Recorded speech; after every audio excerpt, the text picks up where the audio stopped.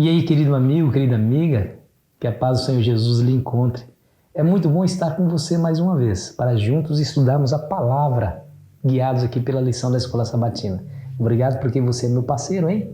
Minha parceira, pegando esse vídeo e levando para outras pessoas, a fim de que a mensagem do Evangelho, a mensagem de esperança, pregada aqui nesse canal, alcance mais corações. Assim você me ajuda a pregar o Evangelho e se torna um missionário e um missionário de Cristo. Continue assim fazendo. Se você ainda não é inscrito no nosso canal, não se esqueça de se inscrever, porque assim você nos fortalece aqui. Olha, no final deixe o seu gostei, tá bom? Não se esqueça disso, isso é importante para nós. A purificação do santuário. Nós sabemos que o juízo acontece antes de Jesus voltar. Ah, pastor, mas como assim? Claro, porque quando Jesus voltar, ele traz o galardão para dar a cada um segundo as suas obras. Então, quando ele vem, ele separa, como diz lá em Mateus 25, ele separa o rebanho, né? Cabritos de um lado, ovelhas de outro. Coloca uns à sua direita e outros à sua esquerda. Aos que estão à sua direita diz, vinde benditos do meu Pai. Aos que estão à sua esquerda diz, afasta de mim, malditos. Ora, se ele vem e já separa e dá salvação para esses e perdição para esses, quer dizer que o juízo, todo o processo de julgamento já aconteceu. Ele só vem dar a sentença resultante de um juízo já acontecido. Agora, a pergunta é, quando é que começa ou começou esse juízo? Você sabe que a Bíblia revela isso, né? A Bíblia revela. As 3 mensagens angélicas nos dá um parâmetro de advertência. Ele diz assim, é chegada a hora em que ele vai julgar. Ou seja, o anjo, a palavra anjo significa mensageiro, ele tem uma mensagem urgente, por isso que ele voa pelo meio do céu e fala a todo mundo, olha, temei a Deus e dá-lhe glória, porque está chegando a hora em que ele vai julgar. Então nós temos uma mensagem para transmitir ao povo em relação ao julgamento. Deixa eu ler para você Daniel 8,14, escute bem. E ele me disse, até 2.300 tardes e manhãs, e o santuário será purificado. Bom, lendo esse texto assim, fora do contexto, a gente não entende muito o que ele quer dizer, não é? No capítulo 8, Daniel recebe uma visão extraordinária de sucessões de reinos. Ele viu um carneiro com 2 chifres, ele viu um bode peludo com um chifre só. Esse bode que tinha um chifre entre os olhos, vem ao carneiro e luta contra esse carneiro, quebra-lhe os 2 chifres e pisa o carneiro e ninguém pode livrar o carneiro das suas mãos. Mas quando esse bode está no seu auge, diz a Bíblia que esse grande chifre que está entre os seus olhos é quebrado e no seu lugar sobe outros 4. Mas entre os 4 sobe um pequeno que toma o poder. Só que esse pequeno chifre ele é insolente, ele é blasfemo contra Deus, ele persegue o povo de Deus, ele alcança o seu domínio, a sua influência alcança até o príncipe dos príncipes, como está no capítulo 8. Bom, é uma visão assim extraordinária, né? A gente não tem uma visão assim todos os dias.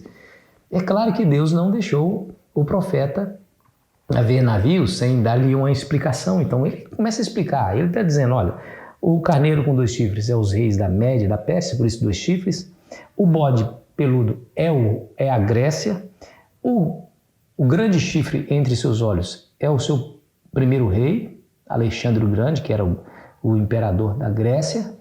O ter sido quebrado e surgido 4 em seu lugar significa que aquele reino seria dividido em 4 partes. Aí nós vemos pela história os 4 generais de Alexandre dividindo aquele grande império que ele havia conquistado. Ele morreu muito jovem, né, com 33 anos, se me falha a memória, ele morreu deixando o seu império sem herdeiro, né? Ele não tinha filhos, então seus 4 generais dividem aquele grande império. Mas entre eles surgiu um chifre pequeno, ou seja, um dominador, que haveria de tomar tudo. Aí surge na história, no espectro histórico, o Império Romano, que realmente conquista todos os impérios o Império Greco-Macedônico, aqueles 4 impérios liderados pelos 4 generais de Alexandre, Roma toma toda a extensão desses impérios, inclusive toma posse da Palestina na época de Cristo. Tanto é que os governadores eram governadores romanos, Pôncio Pilatos, Herodes, foram governadores nomeados pelo Império Romano para dominar a Palestina, para governar a Palestina. Então, todos esses aspectos foi explicado. Aí, quando ele termina de explicar, aí ele diz assim, no capítulo 8, o versículo 13, diz assim, ó, depois ouviram um santo que falava e disse outro santo àquele que falava, até quando durará a visão do santo sacrifício diário e da transgressão assoladora, visão na qual é entregue o santuário e o exército a fim de serem pisados? E aí vem o texto que nós lemos, até 2.300 tardes manhãs o santuário seria purificado. Bom, Daniel entendeu quando o anjo mencionou essa expressão, o santuário seria purificado. Todo judeu entendia essa expressão. É eu e você que somos brasileiros, vivendo aqui no século XXI, que temos dificuldade de entender e nós precisamos buscar na história judaica o que significa isso. Havia no ritual do santuário judaico um dia por ano, um dia. Imagina só, todo judeu, ele deveria levar no santuário, quando ele pecasse, um cordeiro, sem mancha, sem mácula, perfeito, de 1 ano. E deveria ele confessar o seu pecado sobre esse cordeiro e depois degolar, ele próprio degolar a pobre vítima inocente que estava morrendo no seu lugar, porque ele pecou, mas ele está passando o seu pecado para o cordeiro, e ele próprio degola a pobre vítima, e aí ele colhe aquele sangue e entrega para o sacerdote, que pega esse sangue, passa nas 4 pontas do altar e o restante do sangue derramado na base do altar. Quando isso era feito, o indivíduo saía dessa cerimônia perdoado, porque o seu pecado foi pago pela morte do inocente que morreu no seu lugar, mas o seu pecado foi registrado via sangue no santuário. Em alguns momentos, em alguns sacrifícios, esse sangue era levado para dentro do lugar santo e o sacerdote espargia esse sangue nos véus do santuário. Mas não era qualquer sacrifício que era feito assim, era o sacrifício do sacerdote, era o sacrifício da nação como um todo, né? Quando a nação pecava contra os mandamentos de Deus, então se sacrificava, levava esse sangue para dentro do santuário e espargia naquele véu que fazia separação entre o lugar santo e o lugar santíssimo. Todos os dias se fazia essa cerimônia, uma vez de manhã, outra à tarde. Quando chegava no final de um ciclo anual, o santuário era purificado, porque imagina, tanto o sangue registrado ali, por isso tem aquele incenso, o incenso representa a oração dos santos, mas também servia de para espantar as moscas. Imagina, sangue atrai moscas. E servia também para purificar o ambiente, né? Então, chegava o final do ano, havia a cerimônia do Yom Kippur, que era o dia do julgamento, quando o sumo sacerdote, tomava 2 bodes. Quando jogava sorte entre os dois, lançava sorte entre os dois, um era para o Senhor, outro era para Azazel. O que era para o Senhor, ele matava e fazia expiação pelo sangue desse bode, que levava esse sangue para dentro do lugar santíssimo e espargia esse sangue lá no propiciatório. O que é propiciatório, pastor? É aquela tampa sobre a arca, que havia esculpido nela 2 anjos, 2 querubins. No meio dos 2 anjos aparecia ali o Shekinah. Shekinah era a aparição divina. Então, ali naquele propiciatório, ele espargia o sangue do bode morto.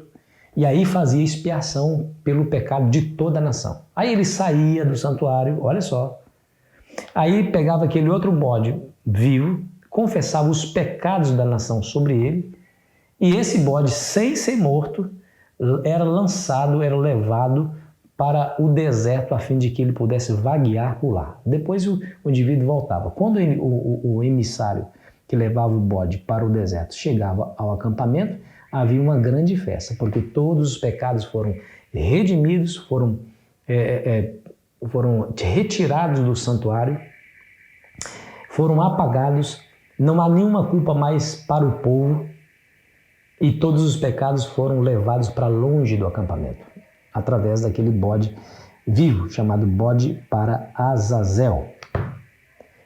Isso é purificação. Então, o judeu entendeu, Daniel entendeu, o santuário seria purificado no período de 2.300 tardes e manhãs.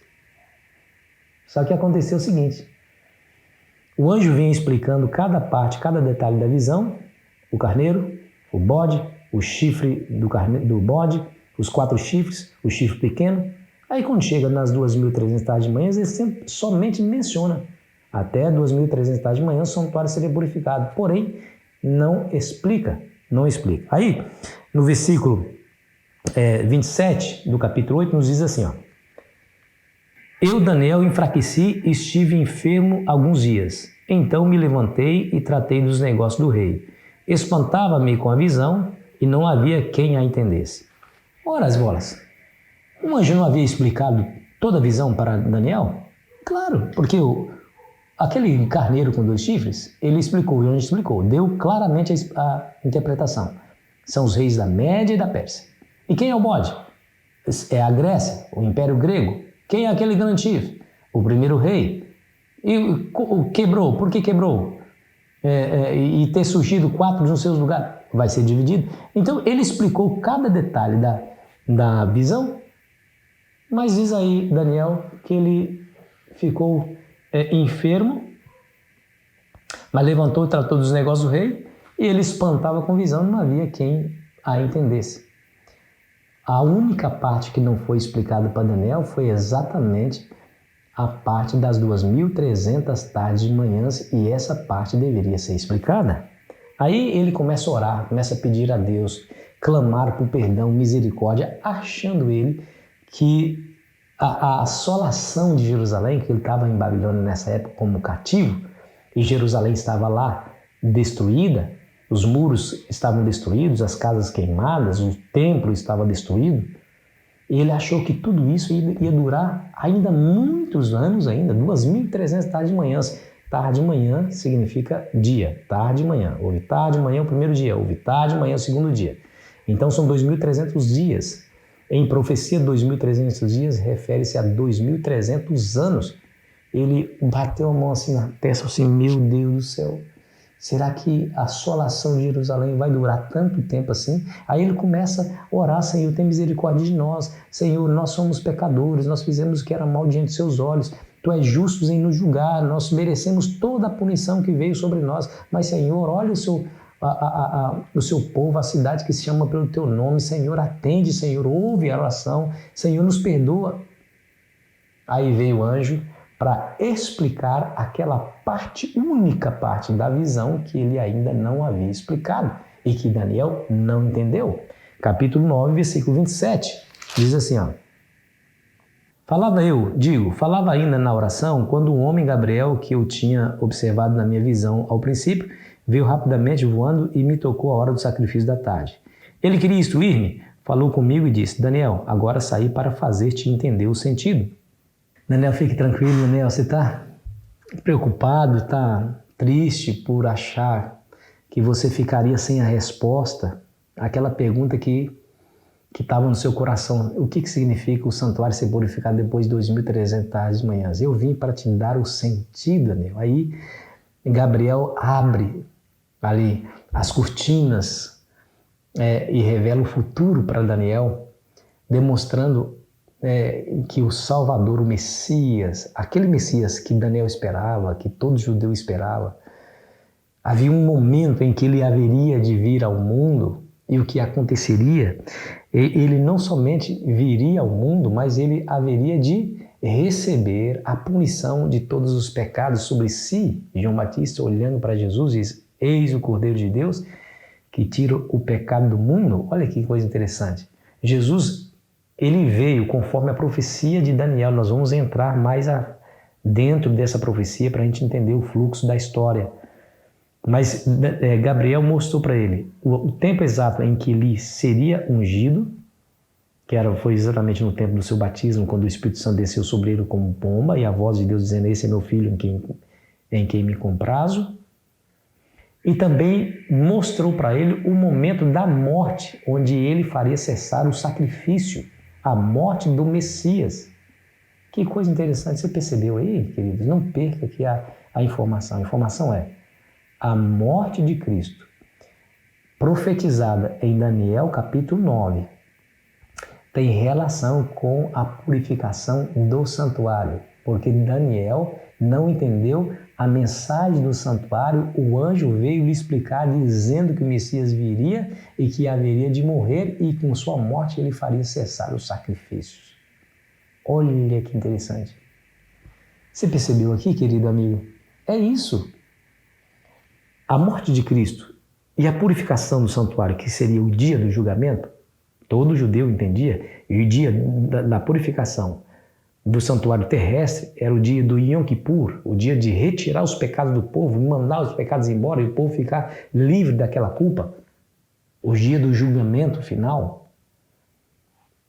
A morte de Cristo e a mensagem do juízo, esses dois eventos estão intimamente relacionados. Não dá para separar uma coisa da outra. Olha a mensagem do anjo dizendo: temei a Deus e dá-lhe glória, porque é chegada a hora em que ele vai julgar.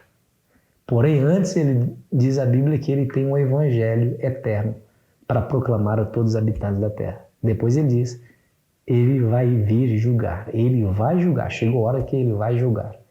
Evangelho e julgamento. Daniel recebendo a informação: até 2.300 tarde de manhã o santuário seria purificado, que significa juízo, retirada do pecado, com o fato de o Messias vir, ser ungido, depois ser morto e fazer cessar o sacrifício.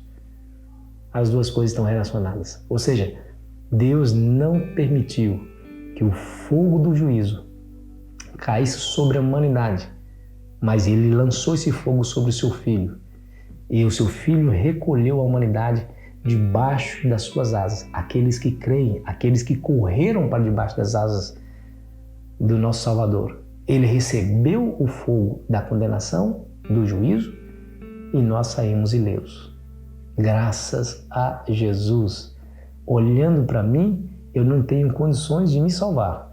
Mas quando eu olho para Cristo, eu não tenho condições de me perder. Em Cristo há toda esperança. A esperança é real, viva, eficaz, somente em Cristo. Que essa mensagem te alcance, meu amigo. Você se sente o pior dos pecadores? Pois muito bem, seja bem-vindo ao mundo onde todos se sentem assim. Somos pecadores, mas por Cristo Jesus nós podemos obter a salvação eterna se nos arrependermos do pecado, nos entregarmos sinceramente e verdadeiramente a Cristo. Aí haveremos de receber o benefício da sua intercessão. Fica a dica. Vamos orar? Ó Pai, obrigado por tudo, Senhor. Apesar de não merecermos, o Senhor nos deu em Cristo a chance, a esperança de sermos salvos dessa hora, dessa grande tribulação que haverá sobre o mundo, mas também do juízo final. Em Cristo depositamos a nossa esperança. É nas mãos do Senhor Jesus que entregamos a nossa vida. Em nome dele. Amém. Foi muito bom estar com você, querido amigo, querida amiga. Amanhã vamos adentrar mais profundamente nesse assunto, os 2.300 dias e o tempo do fim. E eu fico aqui esperando você ansiosamente. Aproveite bem o seu dia.